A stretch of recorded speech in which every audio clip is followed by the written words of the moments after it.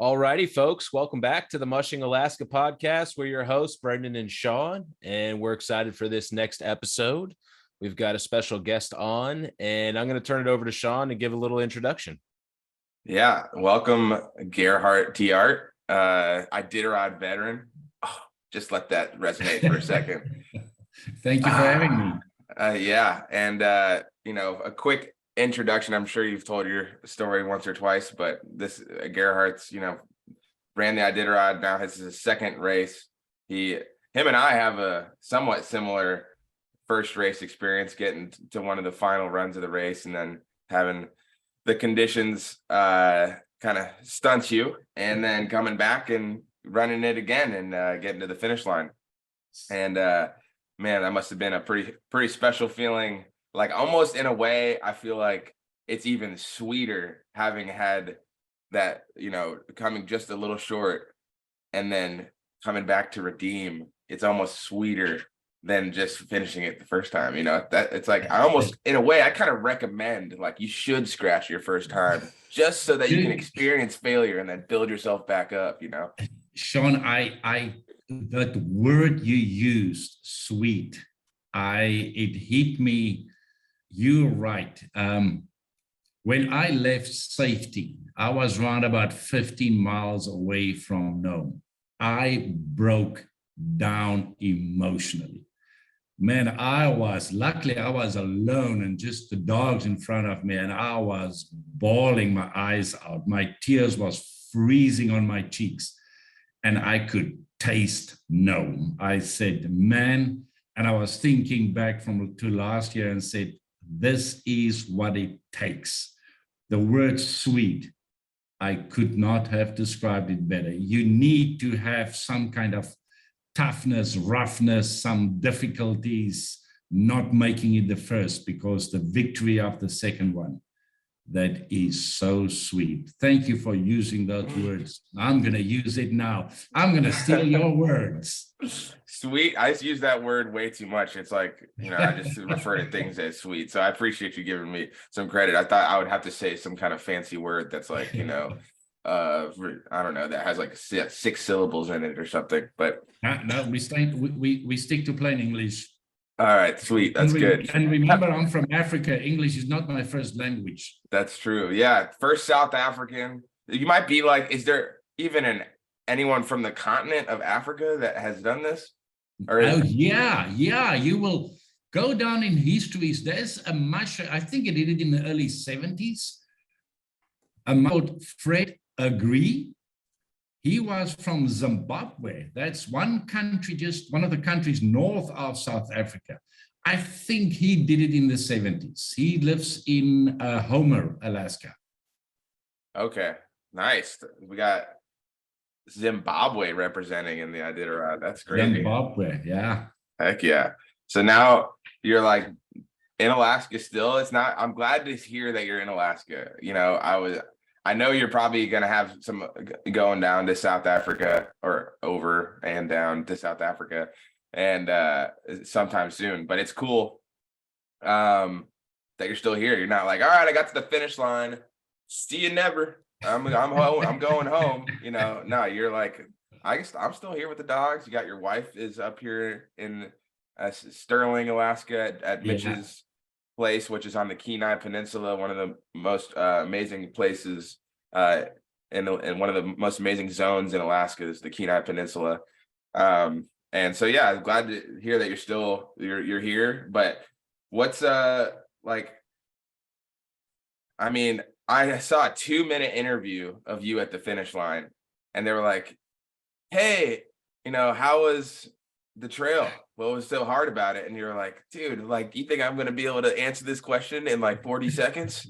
And then so I'm asking you the same question, but like, I think the most notable thing about your race was that you weren't really in the back of the pack. You were like in the middle of the pack, and you had some of the fastest run times. I know the middle and the end of the race, which is like probably, from a musher's perspective, one of the most like satisfying things that you could ever experience is being late in a race with a fast dog team. I mean, that's just fun.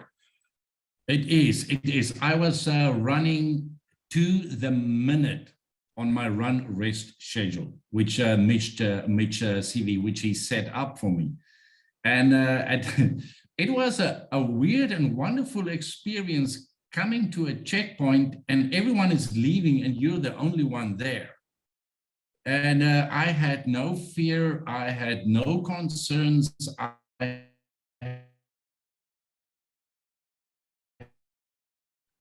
had the schedule. He said, on this schedule, you will be back of the pack for a long time. Just keep to the schedule and then you're moving up. I'll come ask me the question again, what it feels like to be last in the checkpoint. But I was catching up on Mushing. I mean, the Barrington twins was right ahead of me. I reached Caltag and they told me the Barrington twins and Mike Williams just left around about 15 minutes ago. I said, holy smokes, I'm getting closer.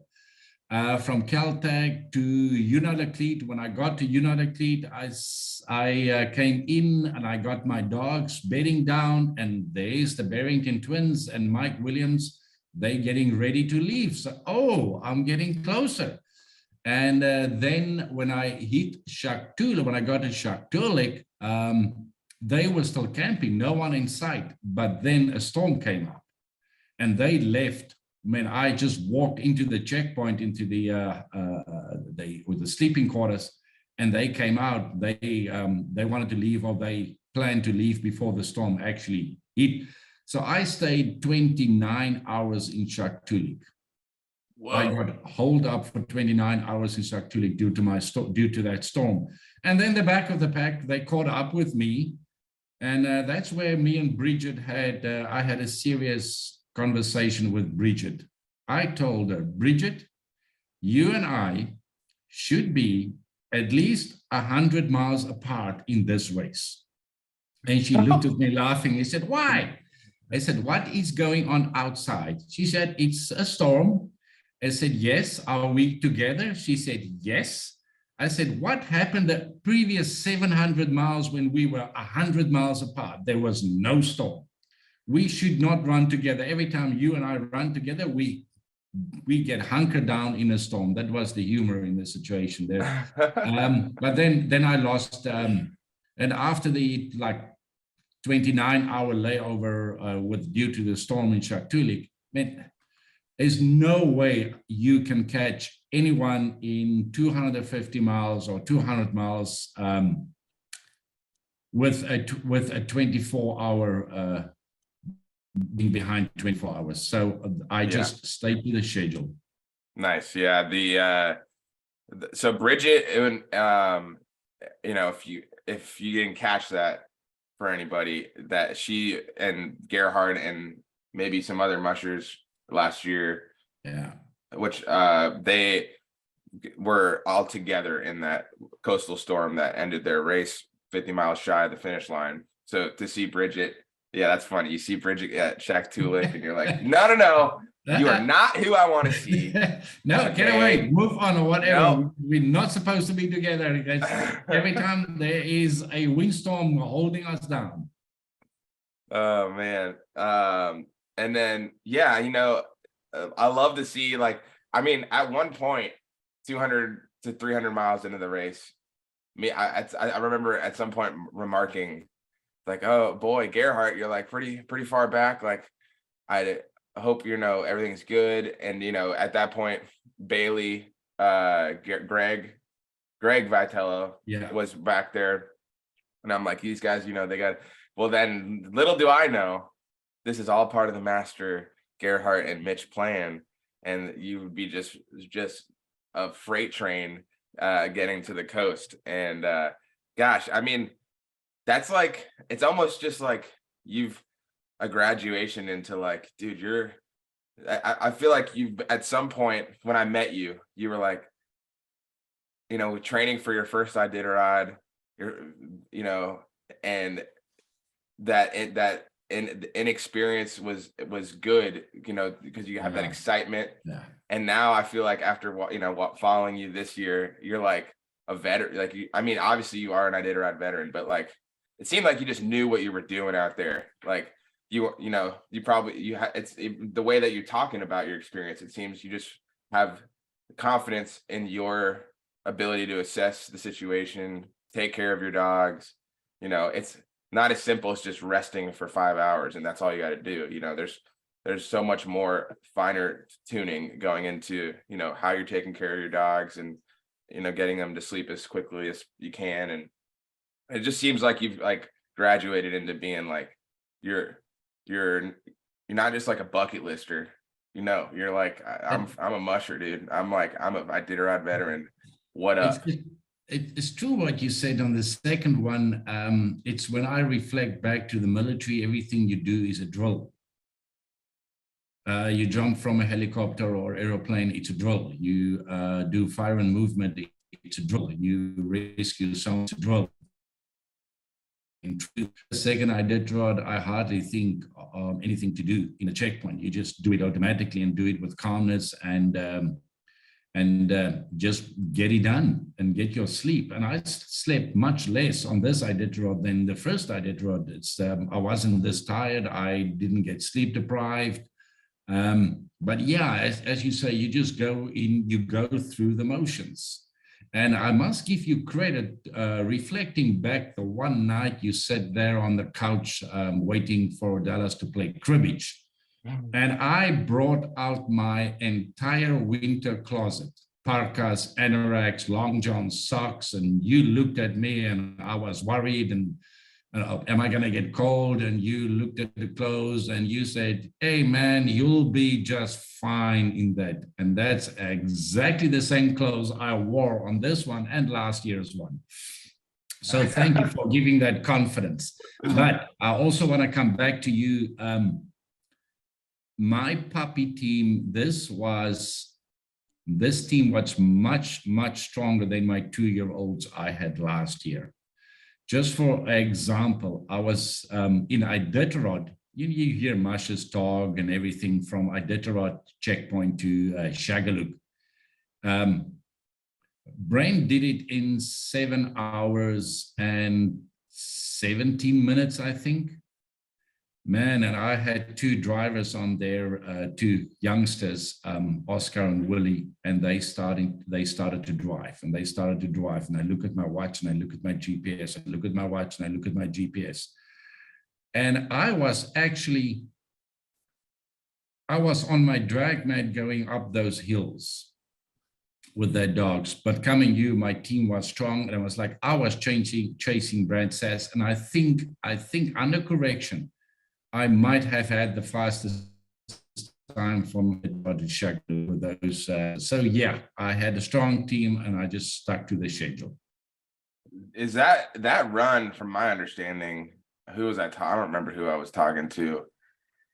Oh, maybe it was Eddie. And he was saying that's like one of the hillier runs. Oh yeah. Oh, it's hilly. It's normally on the Iditarod Trail. Referring to leaving Unalakleet. Okay, let's leave Unalakleet and you go to Shaktulik. We climb mountains for 4.5 to 4 hours and 45 minutes. You climb mountains. But when you go up, it's wide and it's straight.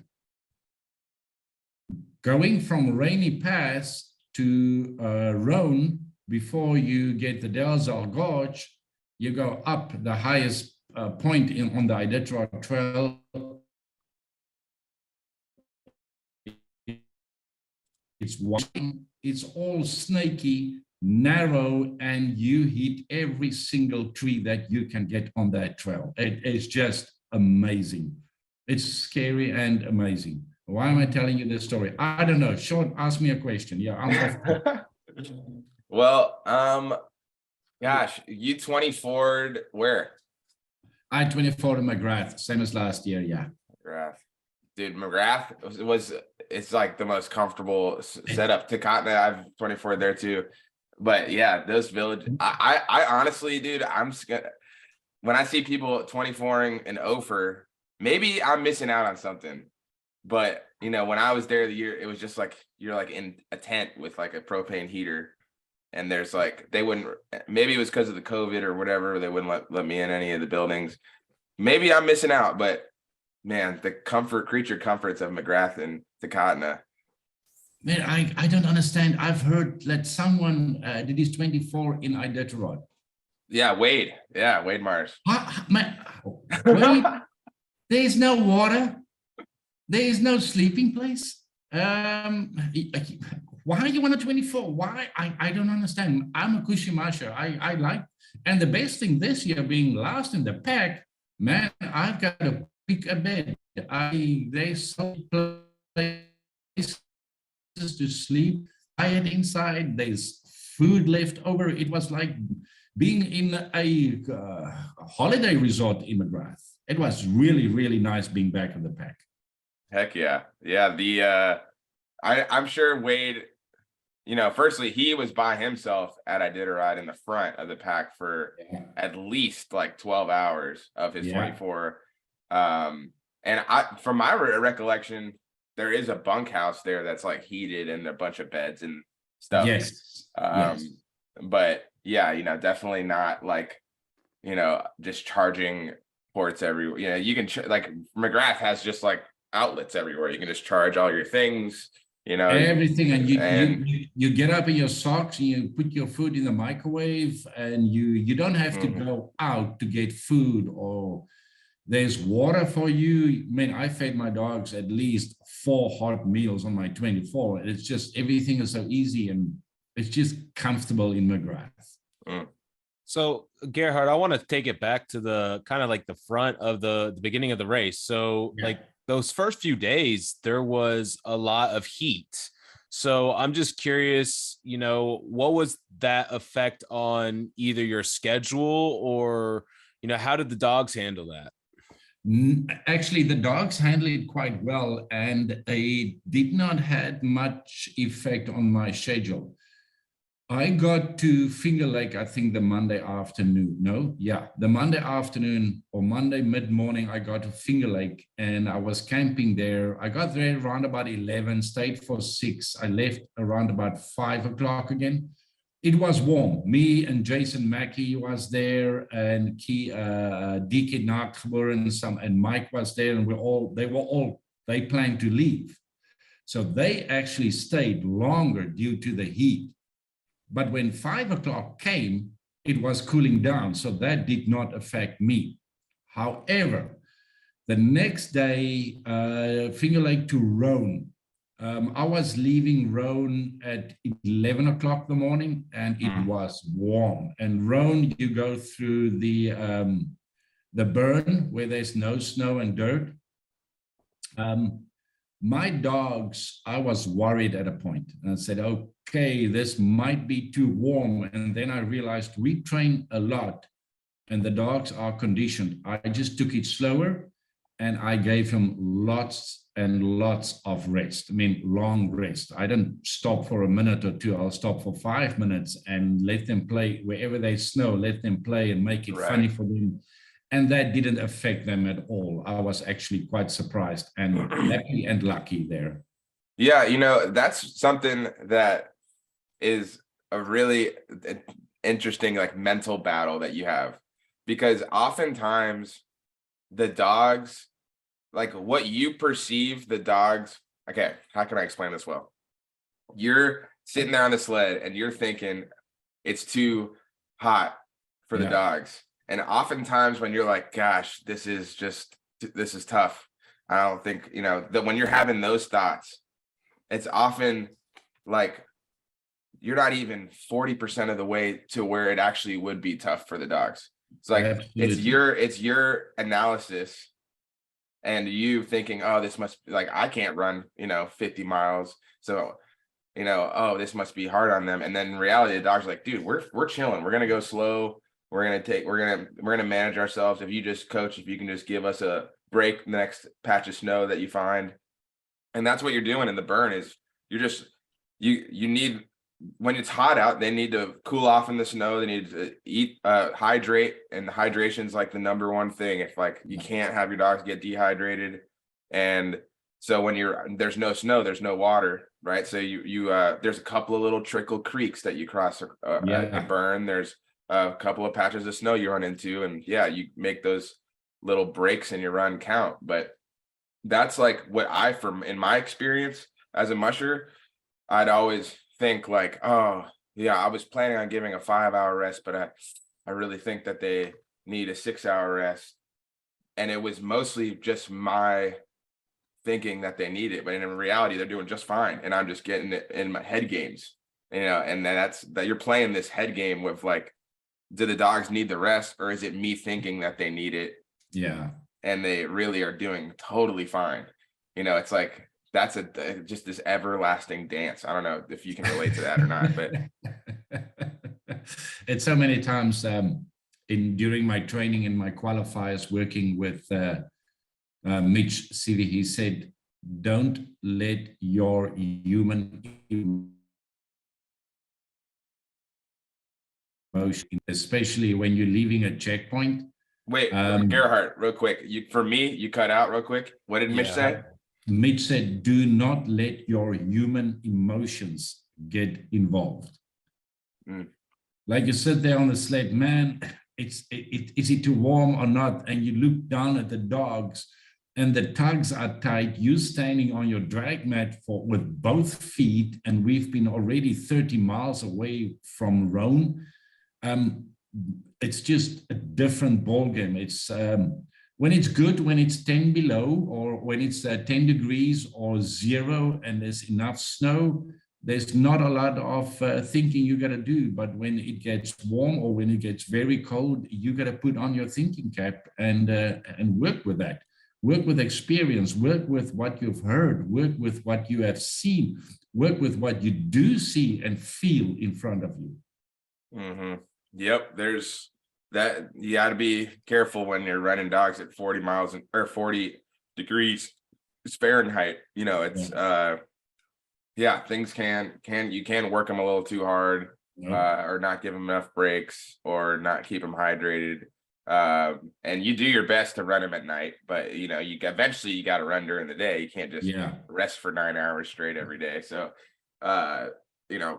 that's a tough one. And then when it's cold out, you're thinking, I got to get coats on the dogs. I got to protect their bellies, which the wind is just funneling through the front legs of the dogs, and then it crashes. The wind will hit, and even if it's not windy, they're running 10 miles an hour. So there's going to be at least 10 miles an hour of wind resistance.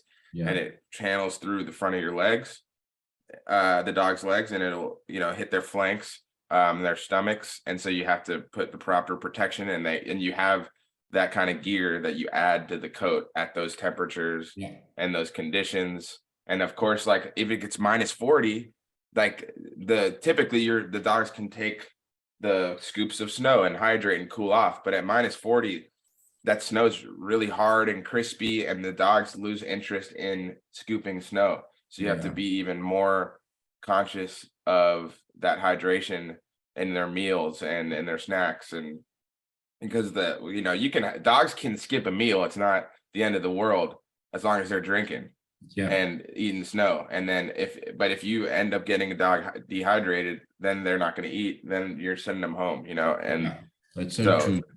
Yeah. But so what are you thinking? Just real quick, I've been thinking about this for a second. Are you going to be following the Kobuk at all? That starts tomorrow. Are you have any interest in that? What's going on?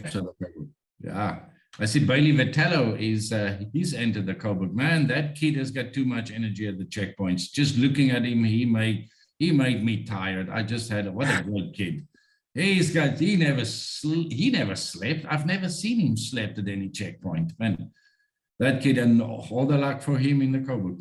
Dude, I got a Bailey Vitello story. He came and visited Dallas's, and he was there for about 36 hours or so. He was adopting a few dogs, and we had this 47-foot trailer that has his Dallas's famous indoor treadmill that's in a cooler or whatever,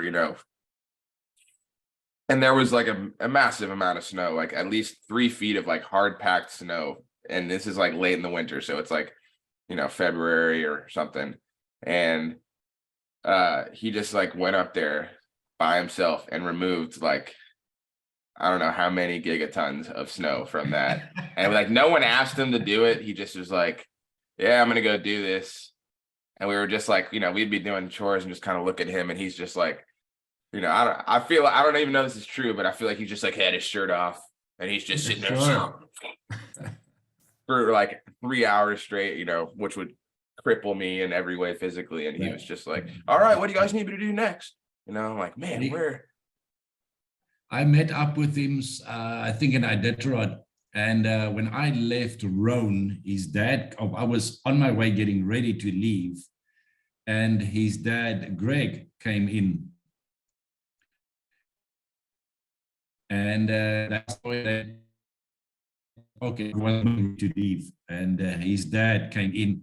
And his dad was inside in the building, and his dad has got a special made meals. I don't know, but I think Mike Ellis made the meals, or some grand chef made these vacuum packed meals. And he was explaining, and he was surrounded by all the females of the McGrath checkpoint. So I looked, and he's Italian. So Bailey asked me, at a future checkpoint, when's the last time you've seen my dad? And I said in McGrath, and he said, how's my dad doing? I said, he's as happy as pig in shit. And he said, why? I said, I see in Italian, when I see in Italian, he was surrounded by beautiful women. He was just laughing and having a great time. And Bailey laughed and he said, well, yep, that's my dad. But I could see the old man, he was just dishing out meals, and I was like, oh, well, he's having a great time. That's amazing. Yeah, that's a lot of energy coming from Bailey, and hopefully Greg can get back in and get ready for the next race the next year, in a couple years. So yeah, those guys. Go ahead, Brennan. Yeah, I was just gonna say, you brought up the Kobuk. Just let's go there for a second. You look at the names in the race. Who are your favorites? Who would you put in the top 2 or 3 to win it, or expectation wise? I don't have any expectations of anyone. I don't have a favorite musher to actually win it. I'm just gonna keep an eye on Jeff and then Bailey and see what those do, because I spend the most time with those two on the Iditarod trails, and I know them the best of the time spent on the Iditarod trail. So those will be the 2 mushers I'm going to keep my eyes open. Yeah, Jeff Dieter and Bailey Vitello. Yeah, that's exciting. Jeff and Katie Joe seem to have like a pretty fun kind of thing going on. I'm glad Katie had a good run this year. She also had some of the faster run times as well. Yeah, because she was one of those. She was also one of the 6 that got stuck in the Topcock Hills last year with us when we had to scratch from the race 50 miles from the finish line. Yeah, and now you guys are. I mean, that was like in some. That's just like now we've got our belt buckles. Yeah, you got your belt buckles. You got you. I appreciate how many people got to Shaktoolik, saw that there was a storm, and you're just like, yeah, we're gonna chill here for 29 hours. That sounds. It's like after going through what you did last year, it's like no brainer. There's no It was a no brainer. There was another musher, and I don't know what she was getting worried, and it's just like we were stuck in a storm last year, and. I just told her, relax, go sleep, feed your dog, sleep as much as you possible. There's nothing you can do right now outside in that storm, but you got to bank your rest, and you got to feed and hydrate your dogs as much as possible. This is a good thing. And that brought a little bit of calmness to her, I think. When I think of a storm on the coast, the first thing that pops into my head is Libby Riddles winning the Iditarod, when you have like 17 mushers that all are waiting in Shaktoolik or whatever, and she's like, guys being a bunch of weenies, I'm going out there, and she goes out and wins the race. And so like, you know, when I'm on the coast, I'm thinking, oh yeah, like I could beast mode it through the storm. And then you realize, oh, hold on 1 second.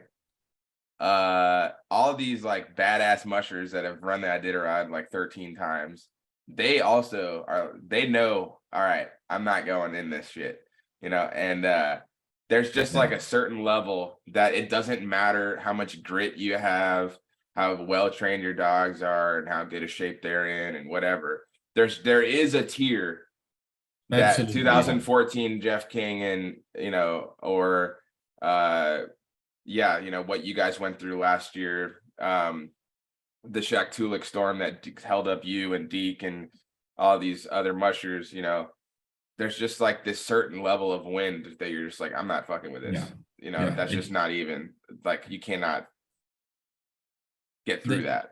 As true as you said, there are certain conditions out there you really have to and look at, you got to make a decision of the information you have at hand at that point.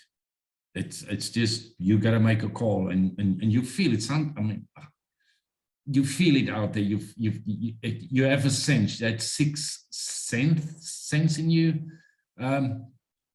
You feel it.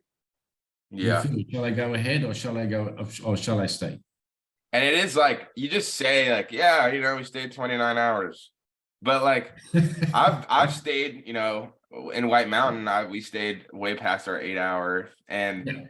I just like, it's not a very relaxing 29 hours. I know you were like telling people to calm down and stuff or whatever, or like saying like, hey, relax, you know, feed your dogs, get some rest. But at the same time, you're also like, should I leave now?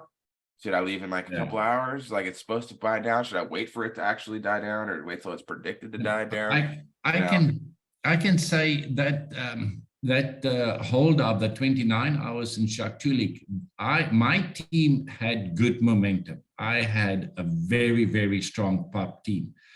If I stayed 6 in Shaktoolik, I would have placed very, very close to 20 or below 20. And yeah, how bad was the storm? Like, what was going on? Like, how? Give me some numbers. You know, the airport in Shaktoolik said the winds was up to 45 miles an hour with zero visibility, and gusts up to 50. Yeah, that's that. I remember Deke was describing, because he went 3 miles past the shelter cabin out onto the Norton Sound, and said that he couldn't see his lead dogs or his swing dogs. I mean, but just standing in the Shaktoolik checkpoint, looking across, I mean, you could hardly see, because you got to cross that road before you go out on the sea from the checkpoint, and sometimes you could not even see the road. Yeah. Yeah, and then dogs get confused. They don't know where they're going if they can't see, and the trail's blown in, and you can't see the markers. It's like you're just totally on. You're just like in a snow globe of wind and grayness and whiteout, and there's just like nothing that you can see in any direction. So there's no reference. If like, am I heading? I guess you could get a compass out or some shit. I don't know, but I never use a compass out there, so I can't even remember how a compass works. So a compass wouldn't have helped me a lot. Yeah, I think we're not quite Lewis and Clark out there, you know, trying to navigate our way. It's a nice laid out trail usually, but you still had some wins on the coast, I'm sure. What was like, you know, what was your favorite coastal run? Favorite coastal Gerhardt was from Gerhardt, if you could hear me real quick, if you could try turning your video off. We're having some difficulty hearing you. No, you want my video off? Just see if that works, if that helps. See if that helps a little bit, because you can't kind of cut out a little bit. Okay, is it better? It is so far, yeah. Okay, the best run I had from Shaktuli to Koyak, we had a little bit of wind, but the storm wasn't, after the storm died, there was still winds, but we could have gone through. And then Koyak through to Elam, I had a great run, but the best run was from Elam to White Mountain through Golovin Bay. Because last year, the trail, no year, I mean, I speak like a veteran, but I'm just a simple rookie from Africa doing that, doing the Iditarod. Same here. I'm also speak like a veteran, and I'm just from Atlanta, so I'm just talking out of my ass most of the time, Gerhardt. But both of us have got our belt buckle now. But I've only done it 2 years, and I cannot compare any trails that are exactly the same for the 2 years. Last year was completely different, leaving Elam to White Mountain. There by Golovin Bay, it was glare ice. Man, it was just straight, flat glare ice. Earlier this year, they had a storm there. And it was like shards of ice build up, ice hills and crevices, it was twisty and turny as they tried to make the trail. It wasn't straight. So that was a nice run. It's just breaking that boredness of this long straight from Golovin up to get to the mountains, to White Mountain again. So I like that piece of run.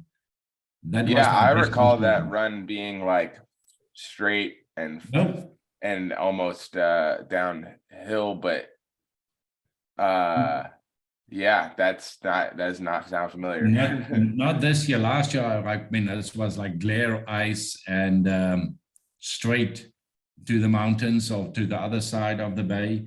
But this year it was, there's a certain word, I don't know what they use when the ice gets broken up. Oh, jumble ice?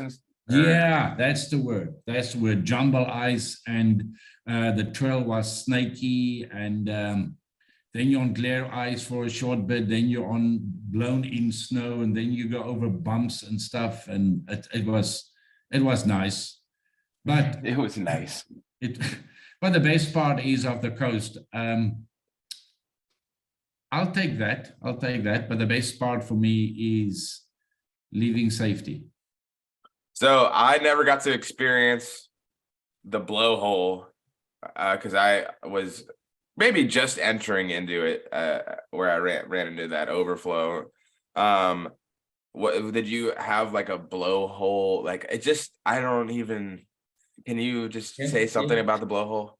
Oh yeah, last year we got stuck just before the blowhole, not even the blowhole. And and that put the fear of God in me with the blowhole. Man, I feared the blowhole. And on the Iditarod, God works in mysterious ways.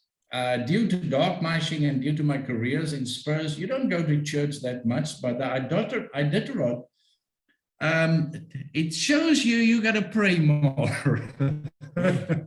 So I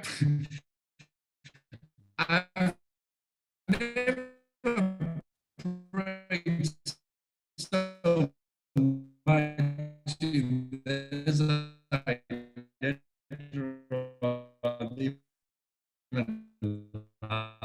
last year. So I've even given the man above. I'm given Paul to reflect back from exactly. Somehow we ended up exactly on the same 2-3 in the morning. So if you could repeat that, because you kind of cut out a little bit, but you said you were praying. Oh yeah, I was praying a lot, and even gave the man above my address so he can find me.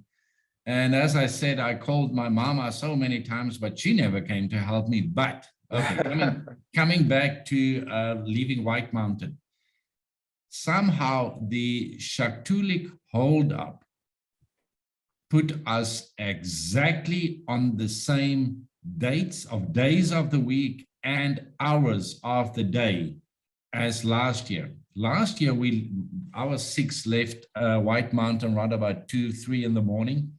This year, it happened exactly the same. It was as if it was deja vu. And leaving White Mountains, and you knew the blowhole was ahead, and you also in your head, you don't know what's going to happen up there.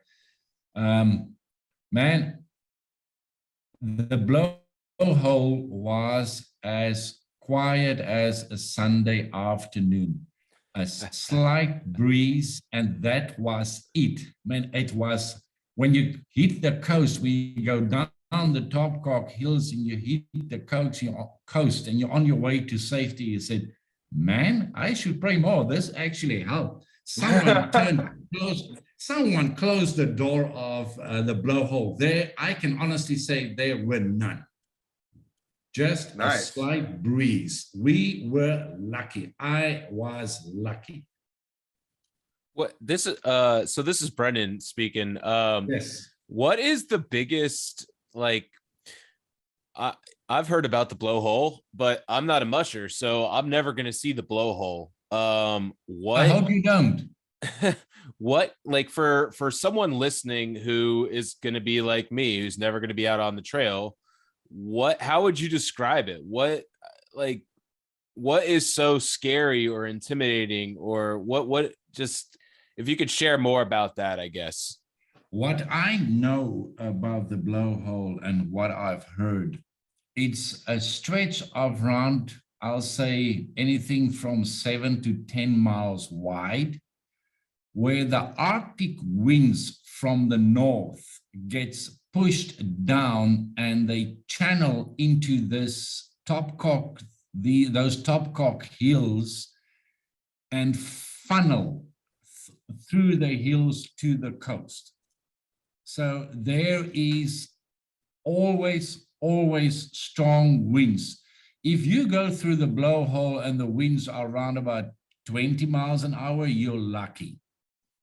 It is, what I've heard, it's stronger than that constantly 24/7 during the Iditarod, before and after. And that's why I say we were so damn lucky when we crossed the blowhole. Someone shut that door down and there was just a slight breeze. Why? I don't know. I'm not going to complain. I don't wish for the blowhole to be there. We were just lucky, and I'll take it. But that's what I know about the blowhole, being Arctic air being funneled into the stretch of around about 7 to 10 miles wide. Always windy. And the wind, if it's strong, sometimes you travel across sections of bare ice. And with that strong winds, your sled doesn't have traction, your dogs doesn't have traction, and that wind will blow you into driftwood, into rocks, off the ice, and you got to find the trail again. It's a hard section if the blowhole is in full force. Does that answer your question? It does, yeah. And that helped, that kind of, you did a great job of explaining like what creates the blowhole. And so, yeah, I just, I've heard a lot about it, but and the same could be said of like a lot of other infamous areas along the route. For someone who's never been on the trail, it's hard sometimes to imagine what you all experience out there, Yeah, it's hard to tell people that you go down a mountain and the trail is snaky and you got to maneuver your sled. Your dogs are hauling ass. All they want to do is they move.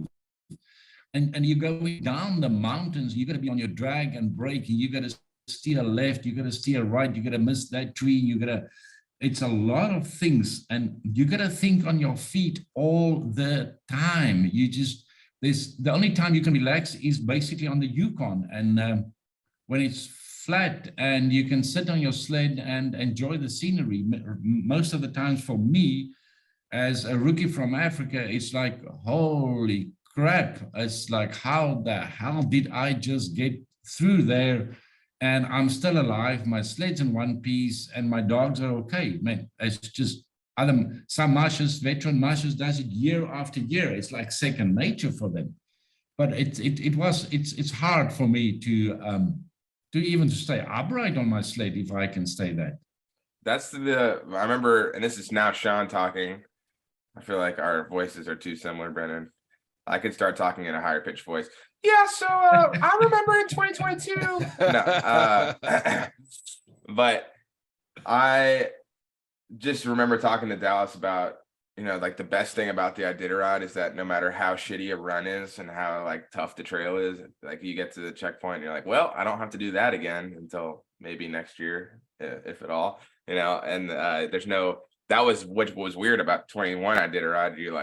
You barely make it through the Dalzell Gorge and you're like, shit, I got to pull that off again. Yeah, you guys had to do it twice. Yeah, but it ended up being like most things in mushing where the fear of you having to do whatever you think lays ahead is often way worse in your mind than it actually ends up being.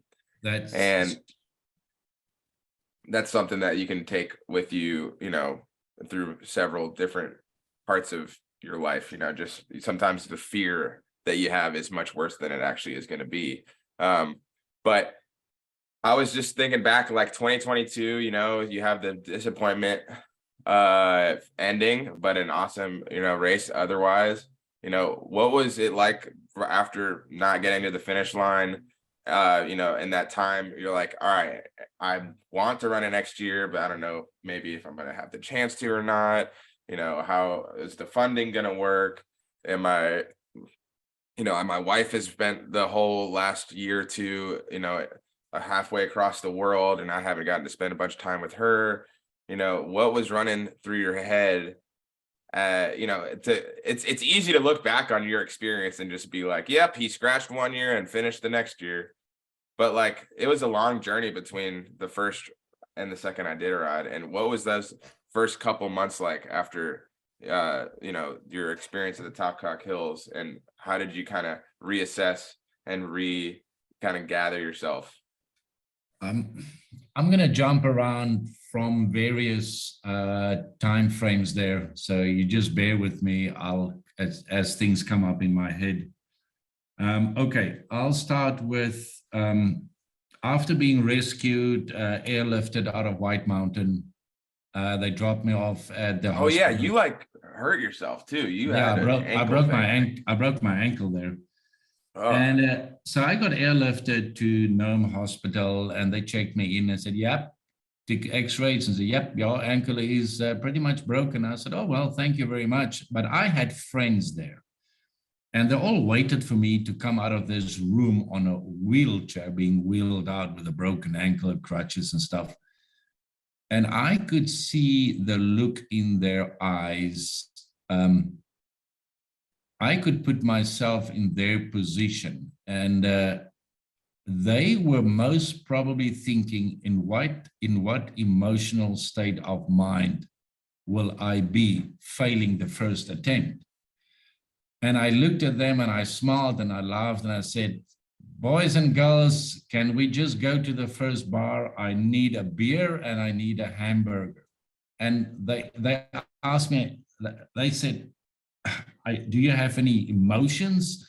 Feeling sad? You want to cry? Do you think you failed? And I said, absolutely not. I was at the right place, wrong time. And that is the Iditarod. Mother Nature, she threw me a curveball. Like in the military, sometimes we got to retreat, but you retreat, you regroup, and you come back. So I said, I have no emotions at the point in time, being stuck in Topcock, broken ankle. We made a call with the information we had at that point. So no bad feelings, no emotions, nothing. Why did I do it again? 20 years. This has been a dream for me and my wife. 20 years. And I always tell kids and I always tell people, if you have a dream, go pursue your dream. But do not think your dream will come if you do not make sacrifices. There will be sacrifices which with each and every dream, with each and every goal, and with each and every objective, you got to sacrifice something. Your hands cannot be full and you grab more stuff without letting something go from one hand to grab the other. If I did not do Iditarod 2023, 20 years of our lives, sacrifices we've made would have been gone. I also would have considered myself a failure and a quitter if I did not continue and pursue my dream of finishing the Iditarod 2023. So that is the reason. And this year, I actually had a bigger purpose, a bigger drive, a bigger goal, and a bigger objective than last year. I want my belt buckle. And if you ask me later on the show, I will tell you a story about what I've heard about belt buckles. So that is my reflection on the getting stopped. I don't even call it a failure. A failure is just an event from the past. We didn't fail. Mother Nature was just very much stronger than us.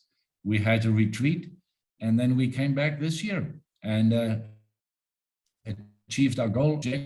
As I said, quote, Sean, it was a sweet victory.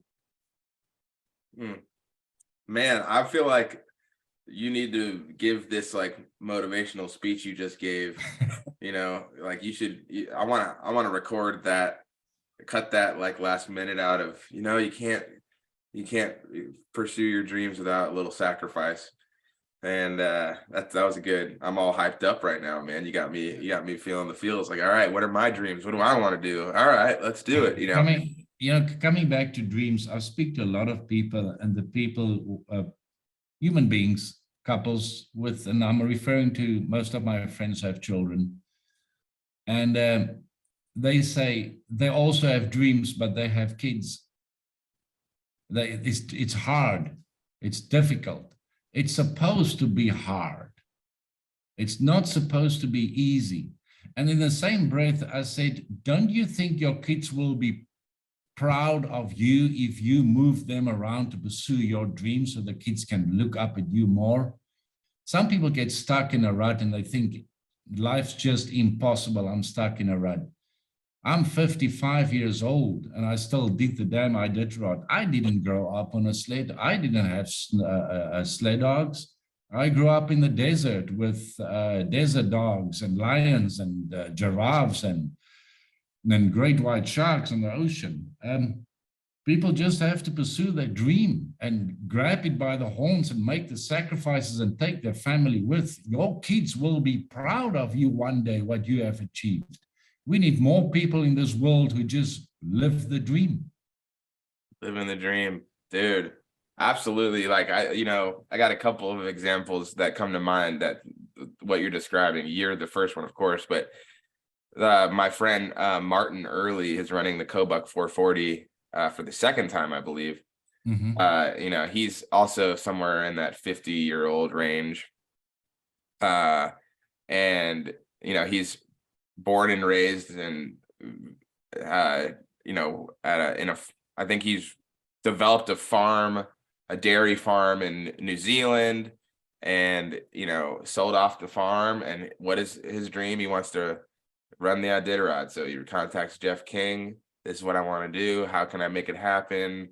And here he is out running the Kobuk 440, trying to get another qualifier and some time in. And he's a Kiwi, coming up from down under, and he's gonna be out here running the toughest race north of the Arctic Circle here tomorrow, and hopefully that'll lead him to run an Iditarod. And it'd be fun if you two, I'm sure, have a lot in common, and it would be fun for you to talk to him at some point. But also like someone like Kelly Maxner, who's like an established, I believe, pediatric dentist, has like 4 or 5 kids, and a property, and he had his own kennel, and now he doesn't, but he, got to pay Dallas to take his all-star team out and get 6th place. Like if you look at his life, you're like, man, that's got a lot going on. 5 or 4 kids or whatever. I don't know. Maybe it's just 2 kids, but it looks like 5 when I see them. But It's just, yeah, people, there's just a load of these stories of people that you're like, how the hell did they pull this off? Just getting to the damn start line. And that's what we'll always repeat here on this show and anywhere in the mushing community, that getting to the start line is really a lot more difficult than getting to the finish line. Getting to the finish line, of course, it's really hard. And of course, yeah, this 1,000 miles of trail through the wilderness of Alaska in the dead of winter. Yes.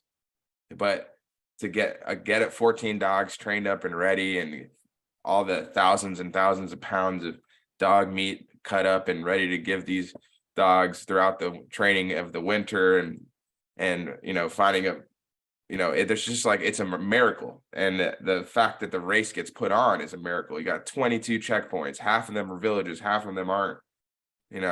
It's just, it's amazing that people get to the start line. So I'm done talking. You talk now. You can talk, Gerhardt or Brendan. Okay. Gerhardt, if you have a response to that, I'll let you take over. However, I do have several questions I want to ask you as well. I just have a quick response to Sean. I couldn't have put it better. So few people actually realize what goes into getting to the start line of the Iditarod. Reflecting back now, once again, I'm just a rookie from Africa. Reflecting back, running the Iditarod, that 8 to 14 days is the easy part. The hardest part is getting to the start line. That's including your qualifiers. And if you're lucky to have done your qualifiers in one season, that will give you 2 years. Other people do it in 3-4 years, which they keep on pushing and pushing and pushing just to be at the start line of the Iditarod. And if you look at all these veteran Iditarod mushers, man, I take my hat off to them all. What sacrifices are they doing year in and year out to compete in that race? Man, each of us, on each of them, all of them have their sacrifices, and they all have a goal. It's understated.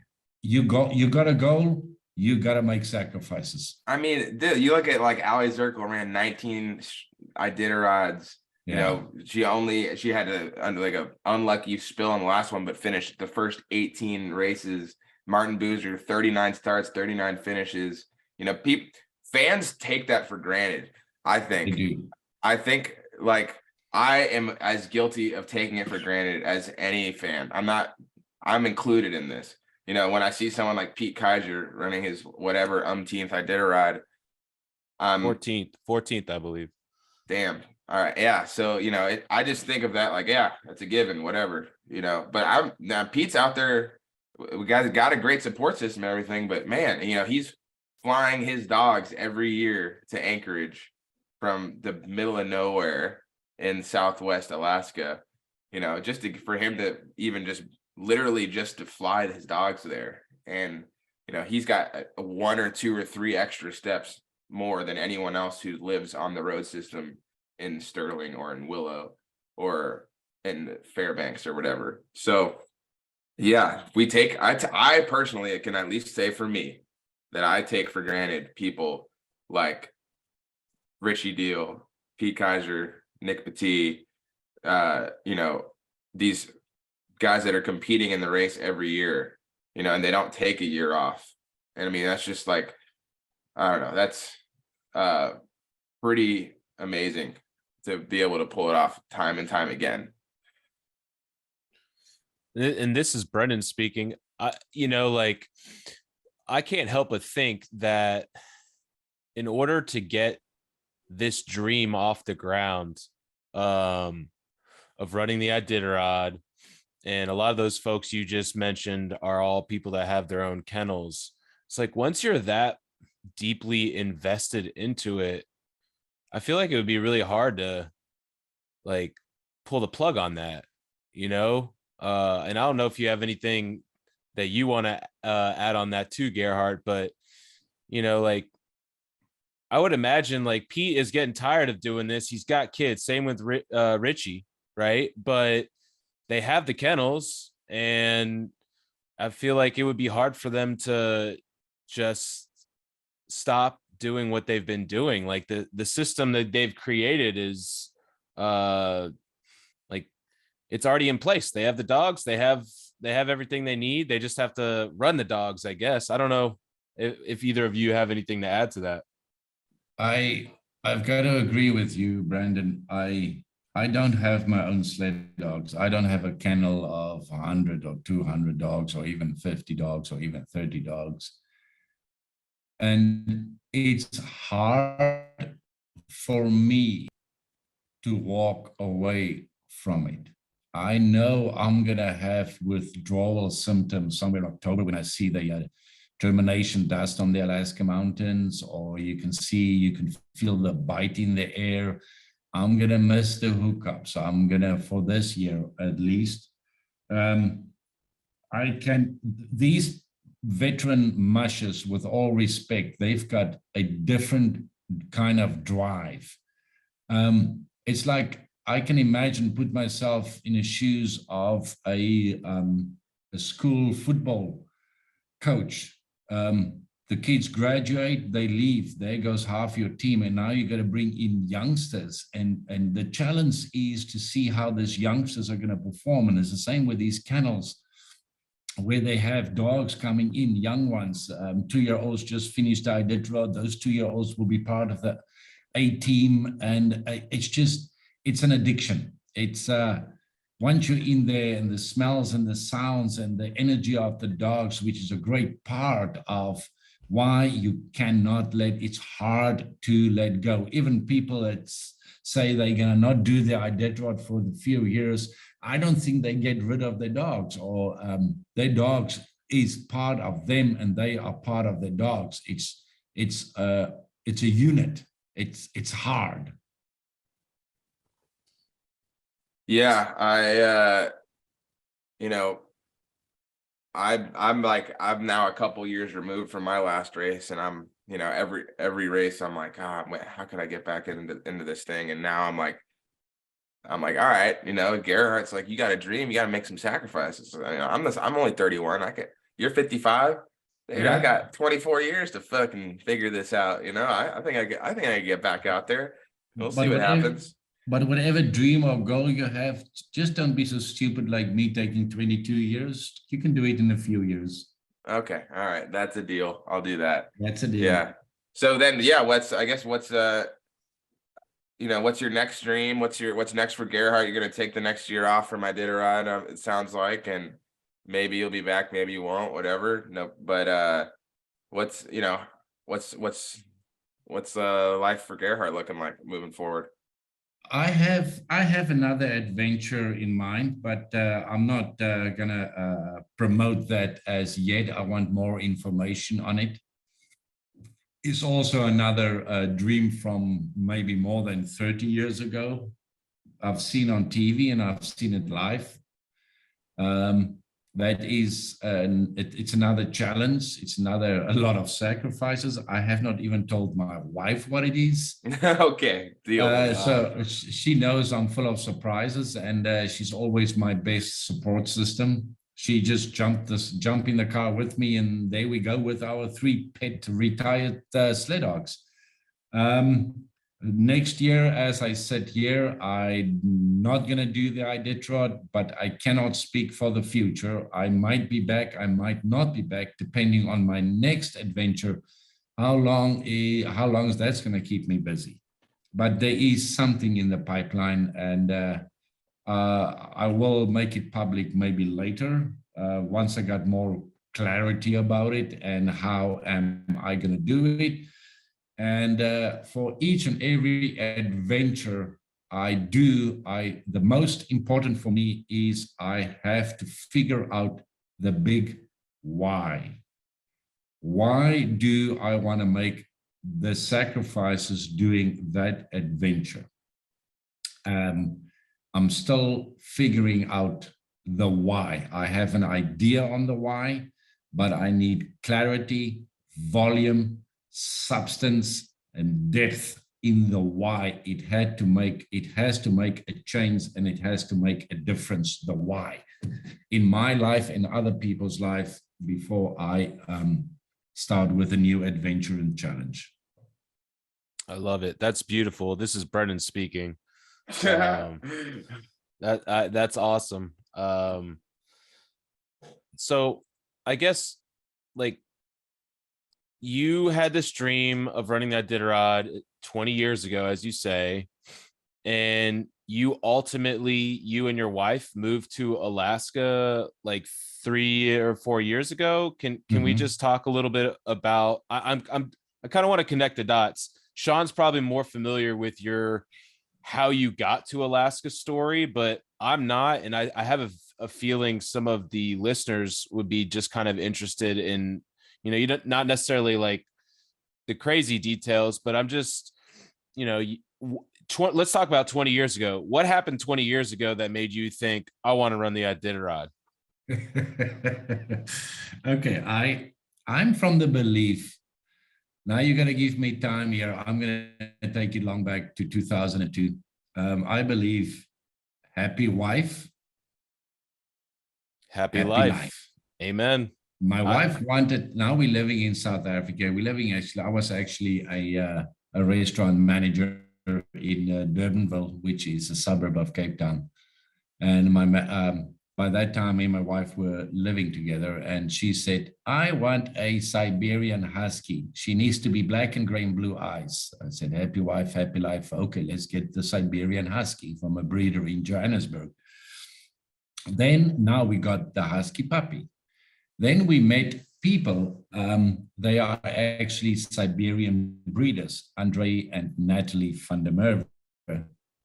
And we became good friends. And then one day, Andre said, Gerhardt, let's try this mushing thing. And I said, what mushing thing? What do you mean?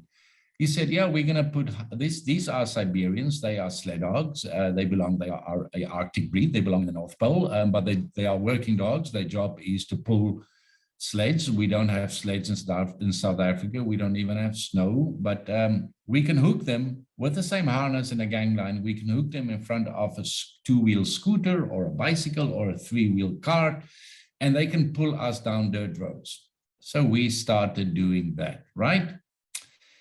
Now the group, it was just me and AJ, my wife, and then Andre and Natalie were there. They had around about 12 dogs. They were a breeding kennel.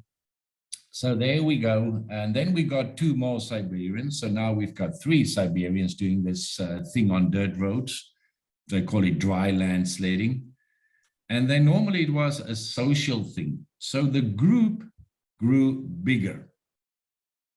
Before we could open our eyes and realize what's going on, there were 20 people Saturday and Sunday mornings on dirt roads joining us at 5 o'clock in the morning. The sun isn't up yet, giving their pet Siberians exercise, all having harnesses, all having carts.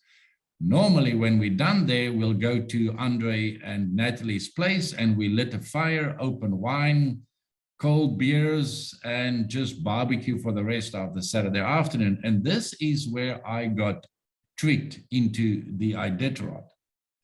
So there we are talking about the Iditarod. That's the first time I've heard about the Iditarod. So Google.com of .com era came into perspective. I got onto the web and I ordered my first Iditarod documentary. After getting the Iditarod documentary, we all got together and we all, all the Siberian people, we watched it. Now, you look at the Iditarod documentary. Sorry, my phone is going off. You look at the Iditarod documentary and you see all the nice stuff, really the good stuff, the nice scenery, how the dog teams are moving. You hear the mushers talking. They tell you what the hazards on the trail, but here we are sitting in South Africa. Now, also picture the scene. There we are sitting in Cape Town, South Africa. It's 120 to 130 Fahrenheit outside. looking at, with a cold beer in your hand, looking at watching the documentary, and then you have the boozers and the CDs and the Kings and them Lance Mackeys frosted up, frozen up, having interviews at checkpoints, and at the bottom right of the screen in green, they normally mention or show the temperature is like 40 below or 55 below. And then you sit there with your cold beer and your swim shorts and say, you laugh and you say, I can do that. And that's from the beautiful scenery of the Iditarod documentaries. That's how I got tricked into it. And that's also where I looked at my friends, but that was after like 2 bottles of wine. I said, I want to do the Iditarod one day. Everyone laughed. I did it. So in 2010, we moved to America. I said, time for sacrifice. We're going to go to America. We applied through Sled Central. There was a Mushing kennel in Michigan looking for a live-in couple. And so, yeah, we ended up in Michigan for 10 years. We got our green cards in 2020. The people we worked for in Michigan, they were also our green card sponsor employers. After you got your green card, you also get your freedom in the United States. And then I told my wife, okay, now let's move to Alaska. And that's why we ended up at Mitch CV, which is also another funny story about how we ended up at Mitch CV. But anyway, so there we are in Alaska, and we did our qualifiers. And I hope that answered your question from way back 20 years ago, Brandon. Yeah, no, I mean, I think that is incredibly beautiful how it started and how you had a community there in Cape Town that blink of an eye, you've got 20 people that are waking up, running dogs. I think that's just, I love hearing a lot of times it's like, okay, someone had a dream, they wanted to run the Iditarod, and they went about doing it, but hearing a little bit more about the foundation as to why you wanted to do it, that's just I love that story. I think that's great. And ultimately you made it to Alaska, you linked up with Mitch, and Mitch has been able to help you carry out this dream. Has he been the main musher in Alaska helping you, or has there been have you worked with anyone else? Mitch has been great. I've been with him for 3 years. He taught me everything I needed to know. He's my mentor and he's my coach. And I don't think it would have been possible without Mitch, because if you do your thing, if you bring your side, he'll bring his side. And he made it happen for me to get my qualifiers, all 3 of them in 1 season. I was very, very lucky. And that's another story. When I got here, I didn't even have a dog team. So a lot of stories there, but Mitch is the main guy who made this all happen. That's awesome.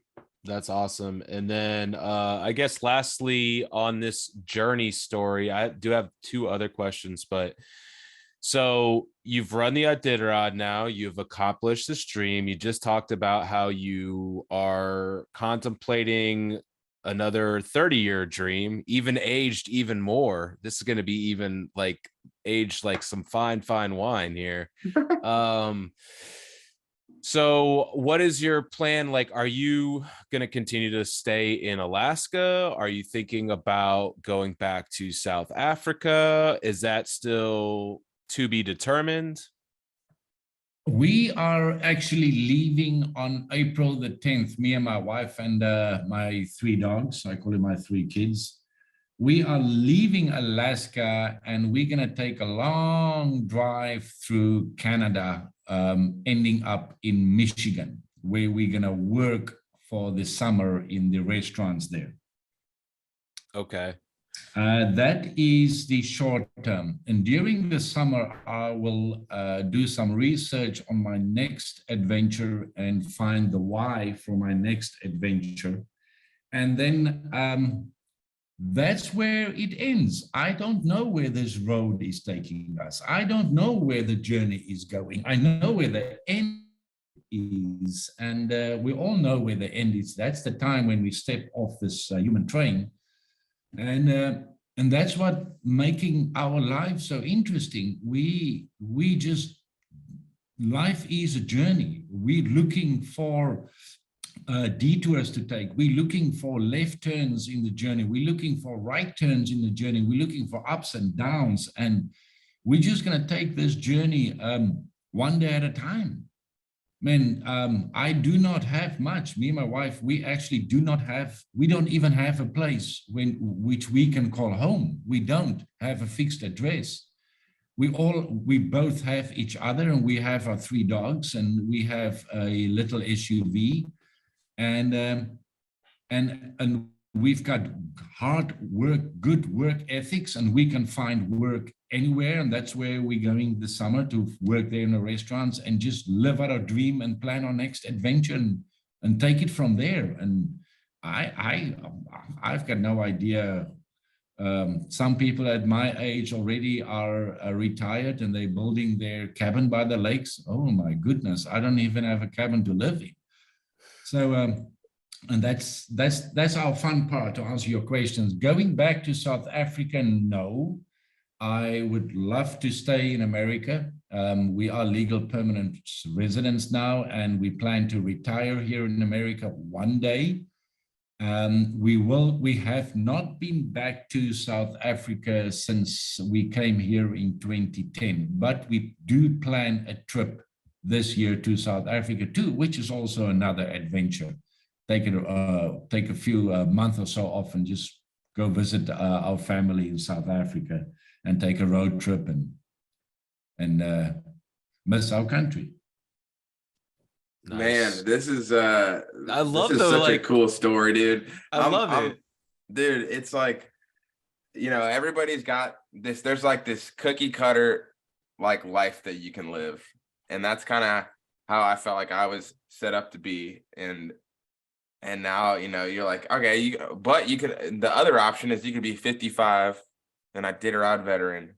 Maybe you don't have more than a few bucks to your name, right? And maybe you don't have a home that you can call a permanent residence. But dude, you're out here, like, people that are 55 and they've retired already are looking at you and they're like, whoa, I can still do a lot. There's still time, and man, that is just like, sometimes it's just good, man. You kind of you're helping me just kind of pull myself out of whatever I think my problems are and my plans are. And I don't know this. I'm sure I'm not going to be the only one. I'm sure Brennan could agree with me. This, like, talking to you is very, incredibly refreshing. I think I'm going to have, refreshing. And I think, my life, even if it's just for the next 36 hours, or maybe it'll be for the next 36 months. I don't know, but I'm like, all right, man, let's get my shit together. Like, what are we doing here? So yeah, it's fun hearing your journey and where you might be going next, and you're gonna go make some money, dude. That's kind of a crazy idea. Gonna go make some money. I bet you're gonna be like, that's what I've been doing, trying to make some money. It's like, you're not sure as hell not making it training for the Iditarod, I'll tell you that much. Sure as hell you're not. And so what has been talk about your fundraising. Have you been saving up for 20 years working? I know you have your GAT Foundation. You've got, probably a couple, Mitch has sponsored you. Of course, he's fronted a lot of the money, all that dog food year round, and, the harnesses and the sled and all those things. But what has it just been like a potpourri of help, or what? How did you fund the several tens and tens of thousands of dollars? Okay, yeah. When we came to America in 2010, I'm not going to play. We each had 2 suitcases and our 3 Siberians, and we might have had maybe $1,000 or $2,000 on our name. That's it. Damn. my house is sold in South Africa. My business is sold in South Africa. That's the money we had. Maybe $1,000 or $2,000. I'm not going to say like other immigrants that came in with $50. No, we had. Let's round it off and let's be very conservative and say we had run about $2,000. That's 2010. So we got a job, we got an income, and I worked at the kennel full time. I couldn't leave. My wife had to do, sometimes she had to do like 3 jobs at a time. I was doing 3 jobs at night, leaving the dogs. I would go bartend. During the day, I will cut fields for someone else, mow lawns for extra money. My wife worked, she also, after when I got my 2 degrees, I never used them. While here in America, I studied, and my wife got her veterinary assistant diploma. She worked at the vet during the day. In evenings and weekends, she will go serve tables in restaurants. She will go clean houses. That was the past 10 years. We never had weekends off. We just look at the fun side of, in America, it's easy to make a living compared to, I've got experience living in third world countries, and America it is easy. All you got to do is get your ass off that couch and start working, go wash cars, go mow lawns. You can make it, you can make money by doing that. In third world countries, you cannot. It is not that easy. And so for 10 years, I wouldn't call it work. I'll call it, we just had fun accumulating dollars. And we lived our life, we lived outdoors, we lived healthy. Yeah, we drink our beer. I like a good scotch. I mean, I'm not the saint here, but we kept busy accumulating dollars and by doing odd jobs. And then in 2010, we came to Alaska, and I worked from Reach for, Sean will know what mushers get. We get boarding and lodging, and not many dollars in your pocket, because they give you, they pay you less because they give you the privilege of running their prime dogs and the privilege of being in the Iditarod. And for my first Iditarod, I leased a team that used a lot of our saving money and a few sponsors. My GAT Foundation, the donations coming in, I don't take anything, not a single cent from my foundation. All my money goes to my causes. So that is just to collect the money from the fans and thank them for their donations. And then I write a check to, currently we are associated with Tusk. It's an organization by His Royal Highness Prince of Wales. Their organization contacted us to be their ambassador on the Iditarod. So thank you, Prince William, for contacting us. And that is how our resources went. We just keep on, I don't like to say the word work. Work sounds so heavy. You got to make it lighter in life. I just say accumulating dollars. We keep busy by doing odd stuff. And you got to, if you want to shine like a diamond, you've got to be cut like a diamond. And I'm still busy. We are still busy being in the cutting process. As I say, that's it. Savings. I love it. Your philosophy, your perspective is, I love it. I'm glad that we've had you on, and I know that what you're saying speaks to both Sean and I for sure, and I'm sure other people that are listening as well. Hey, Brendan. Yeah. Hearing Gerhardt talk like that, I don't know. I'm not going to speak for you, but he makes me feel like a little bitch. You know, he's just like, oh yeah, you know, I'll do 3 jobs and this and that and keep a good attitude. And I'm like, I do like a few, like I work like 4 days in a row, and I'm like, God, dude, I'm fucking tired, and tourism sucks and whatever. And then, you know, I'm like, wait a second. Yeah, dude, America rocks. And yeah, you can get a lot of good paying jobs and make your way, you know, with not very much, you know, you can make your way. And yeah, you know, if some of my little problems, like, gosh, I need to put away some of my, you know, clean my room, or I need to go get a new vehicle or this or that, you're like, oh man, my Gerhardt problems are just said, get just off like your ass, dude. Just get off get your off your ass. ass. Okay. Pretty much. Hey, I wanted to ask both of you, do you guys do you remember when you both met each other? Is there a fun story there? Hell yeah. Let's talk about that.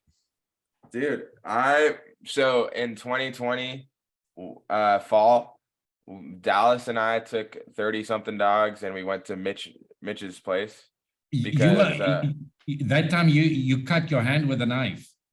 oh yeah. Oh, Oh, wow. There's I Wow. helped you hook up dogs, you damn idiot.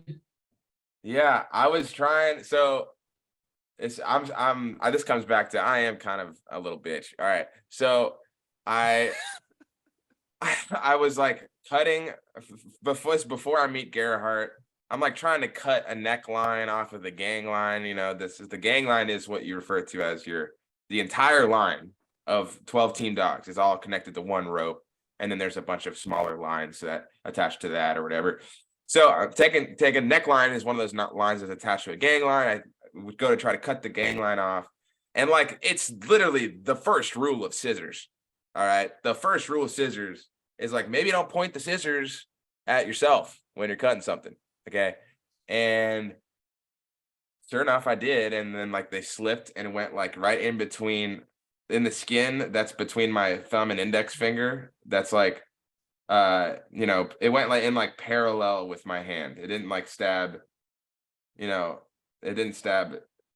Yeah. So it kind of just slid in like right above my thumb, about at least an inch or maybe as much as 2. And then I just pulled it right out and it was gushing blood. But it was a small opening, but it was really deep, at like an inch or an inch and a half deep and my just muscle. And so I couldn't, I couldn't use my thumb for a few weeks. And then like 4 days later, we went to Mitch's and I was one hand, which isn't that bad, but I couldn't really you can't really hook up a dog with like one hand all that quickly, at least, so I was really leaning on help from Lara and I would just kind of drive with one hand and then like maybe one of the dogs would like accidentally step over the neckline and I'd be like, hey, Lara, go fix that. She'd go fix it for me. I'm like, man, I'm useless. But it was cool because she was just learning and I was kind of teaching her things about running dogs. Anyway, so I got there and the reason we went to Mitch's is because we have limited trails in Talkeetna in the fall. And at Mitch's, the fall training trail system is like much smoother on the dog's feet and on the ATVs. And it's just you guys have a lot of nice trails there. And on top of that, like just like human beings, dogs can get bored running the same trails over and over. And so it was very stimulating for them. And so we spent 2 weeks. I got to meet Mitch and he invited us up for dinner that one night. That was great. But every single night, Dallas would go up to Mitch's and, do father-son things or whatever. I don't know. And I was staying in the handler area in the garage. There's a little room there. It was a nice room. And it was just me. At the end of the day, it'd be me and Gerhardt and Lara, but she was, 18 or 19. And she's, Gerhardt and I, had a lot of like, we'd just be sitting on the porch outside drinking a beer and talking dogs for like 2 hours straight. We did that pretty much every night for like 2 weeks and it was super fun. And, that's that's my perspective of the story. Yeah. Gerhardt, what's your recollection of things? I looked at Sean when I first met him and said, where hell does he come from? Man, excuse me, but I'm military background with short hair, and here comes this dude. Man, his hair is hanging down his shoulders. And I said, this dude, he cannot run dogs with that long hair. I'm gonna make him drunk and I'm gonna cut off all his hair while he's passed out. Well, that never happened. But that's the kind of story, Sean. People look at their checkbooks, but those kind of stories, I don't want to have lots of money when I die. One day when I die, before I die, I would like to have lots of stories. And that's the kind of thing which makes us rich. It's just, I mean, please, I've got nothing against, well, I love rich people. They worked hard for it and everything. I'm just reflecting back on our lives and said, yeah, that's Shauna with the long hair. And then we'll play some cribbage, which he's tried to teach me cribbage. But I'm not the brightest peanut in the packet. I mean, after like 5 minutes, I lost interest with my ADDs with that damn game. And I said, no, I'm done. And that's how I remember Sean. I said, this funny dude with the long hair. The guy that almost taught you cribbage. Listen, Gerhardt, you're not alone in that cribbage game. I visit Sean, my first time going to Alaska to visit Sean. So we're sitting in where we're staying, and Sean's like, all right, let's play some cribbage. And I've literally never played it in my life. And Sean proceeds to show me how to play and then proceeds to absolutely wax my ass. And I was just like, well, that was a lot of fun. And then we played a few more times throughout like my visit. And each time it got worse and worse. I was like, I don't think cribbage is for me. We're going to get it. I'm going to see you in a couple weeks. And you're going to have to sit down, and I don't want, you got to have I want your full undivided attention for 40 minutes. That's all I ask. It's most of the time people that don't learn cribbage, they just get distracted. It's a lot. It's overwhelming at first, but you give me 2 games and I got you, dude. I got you. Go ahead, Gerhardt. Yes, I'm here. What happened?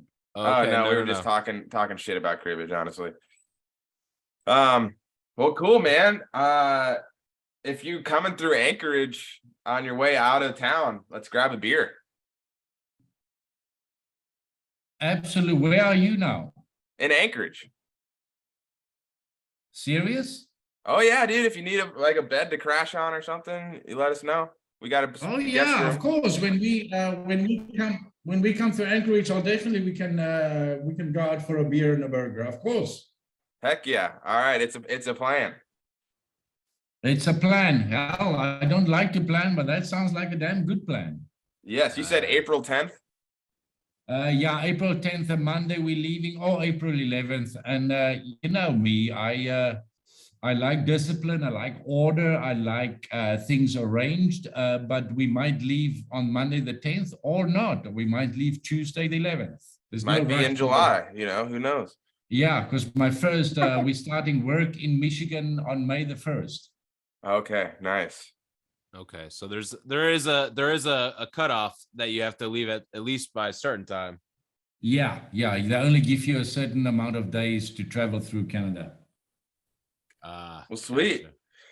Yeah, this has been great, Gerhardt. I really have enjoyed just listening to you kind of tell your story, and you have a very unique perspective that I think a lot of people could grasp onto some of those philosophies that you have. And just thank you so much for your time. Thanks for joining us. Thank you for having me on your show. Sean, do you have anything you want to add? Yeah, I think gatfoundation.org, if Gerhardt's got, maybe you go ahead and is there ways to follow your story of what you've been through and what you will be doing, or, ways to help you out or anything? Yeah, ways people can support you. Absolutely. My foundation is called GAT Foundation. I'll spell it for you, just a GAT. And the GAT stands for Gerhardt and AJ Thiart. That's my wife. So it's GAT Foundation. Our purpose is to raise funds for the canines, the dogs of the wildlife rangers in Africa. So the whole theme of 2023 Iditarod was for dogs, by dogs. So my group of sled dogs raised money for the dogs of the wildlife rangers protecting our wildlife in Africa from poachers and that kind of stuff. So any kind of support, ladies and gentlemen, go to gadfoundation.org and everything you can find is on there. You can contact me. My phone number is there. My email address is there. Please do contact me and just share your story with us.